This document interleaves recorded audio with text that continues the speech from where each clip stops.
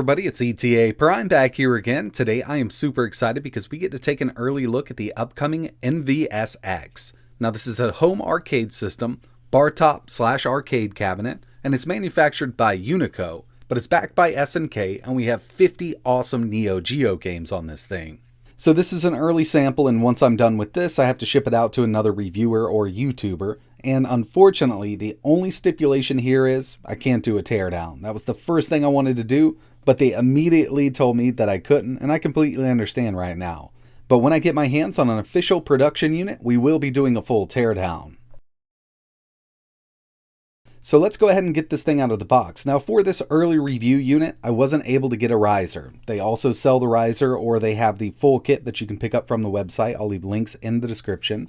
But the main section of the MVSX is fully assembled and ready to go. All you need to do is plug in this 12 volt 3 amp power supply, and you can start playing your favorite NEOGEO games as long as they're preloaded on this unit. And we do have 50 great games, mostly fighters. There is some Metal Slug on here, but it is missing some of my favorites like Polestar and Blazing Star. So I'm going to go ahead, get this out of the box, unwrap it, and we'll take a look at the cabinet itself.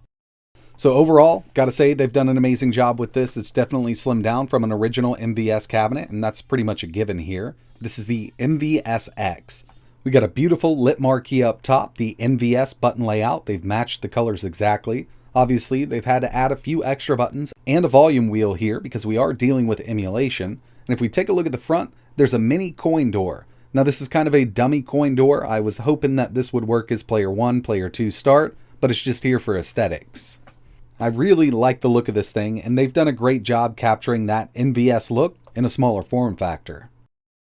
And around back, there's really not much going on. We do have a physical power button, a USB port for updating the firmware, and our power in for that 12 volt 3 amp power supply that was included in the package.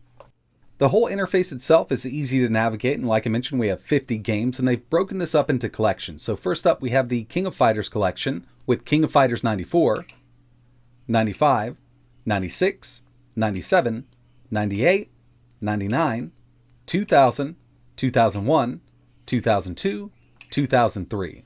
Then we'll move over to Metal Slug. We have Metal Slug 1, 2, X, 3, 4, and 5. Then it moves into the Samurai Showdown collection. So we have 1, 2, 3, 4, 5, and 5 Special. Now we have a Classic collection with Last Blade 1 and 2, Savage Rain, Sengoku 1, 2, and 3, Shock Troopers, Magician Lord, Super Sidekicks, Top Players Golf, 3 Count Bout, Baseball Superstars, Football Frenzy. Then it moves into the Fatal Fury collection. So we have 1, 2, Special, Real Bout Fatal Fury, Real Bout Fatal Fury Special, Part 2, Mark of the Wolves, and finally we have the World Heroes collection.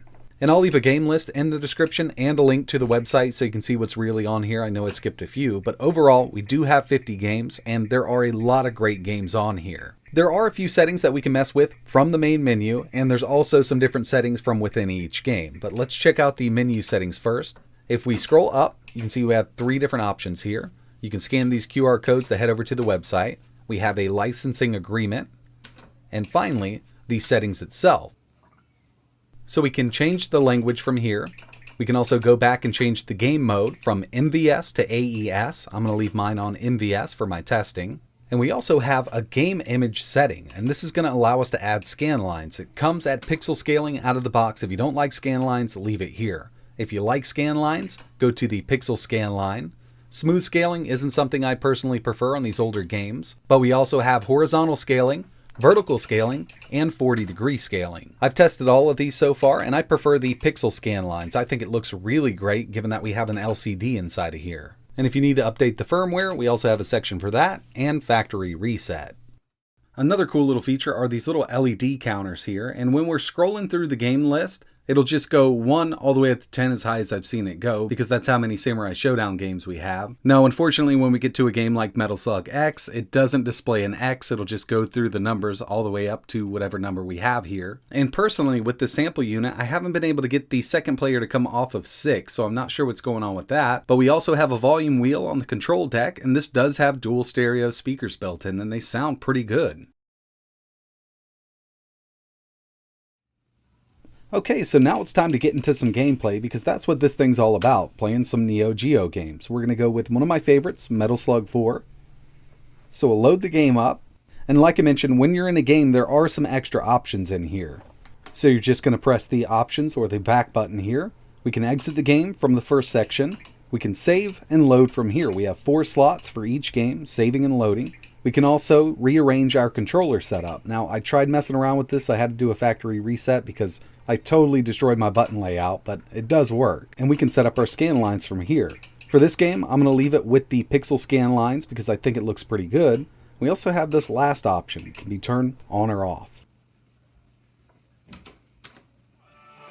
So I've played the heck out of Metal Slug 4 on AES systems, NVS systems, and even emulation with tons of different devices. And this is working amazingly well. Now I will admit it doesn't take a lot to emulate these NEOGEO games, so they don't need a super powerful chip in here, but whatever they're using definitely hangs with all of the games that I've tested so far. I haven't noticed any weird bugs. Controller latency is 0 on this unit because it is wired up to the main board.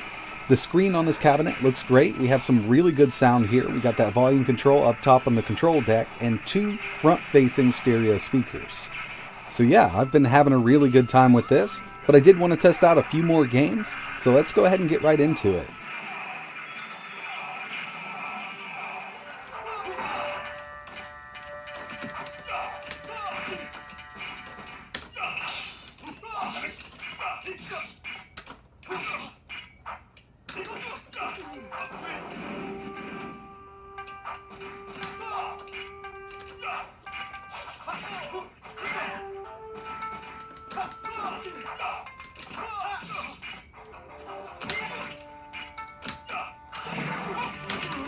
So with King of Fighters 2002, I turned scan lines off. I'm not sure how well it's coming across on camera, but it still looks good when it's sitting at pixel perfect.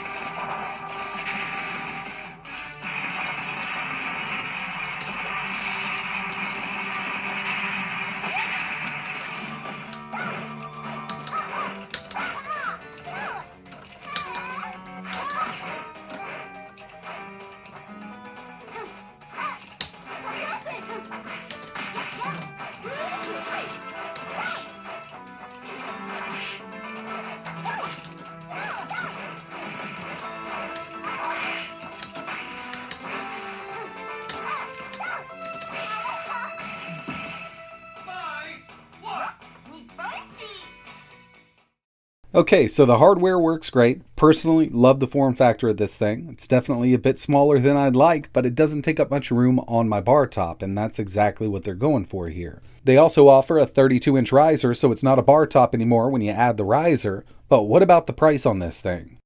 Well, we can find out all the information we need at the official website. I'll leave a link in the description. Lots of great information over here. We've got the list of all the games we have, all the collections. Tells us we can enable scan lines. It's got a 17-inch LCD with a resolution of 1280 by 1024. It gives us the dimensions here, so it's 15.4 inches wide, 19.4 inches deep, and 25 inches tall, and the thing weighs 28 pounds without the riser. And when we do add the riser, it's going to bring the total height up to 57 inches. And as for the price, it is a bit expensive. So for the bar top section itself, MSRP $449. For the riser alone, $99, or you can set up a combo deal for $499. So all in on the MVSX with the riser, $500. And I know it does sound pretty expensive, but remember, we're getting 50 games here.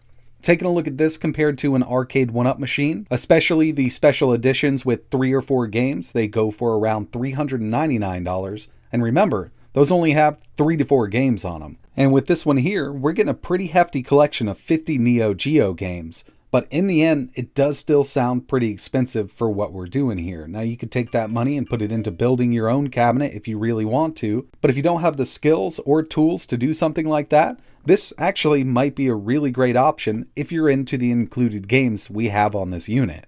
But that's pretty much it for this video. Really appreciate you watching. Definitely keep an eye on the channel because I do want to go through and do some more gameplay. I'm not going to be able to cover all 50 games, but if there's a specific game you want to see running on this, just let me know in the comments below and I'll add it into that gameplay video.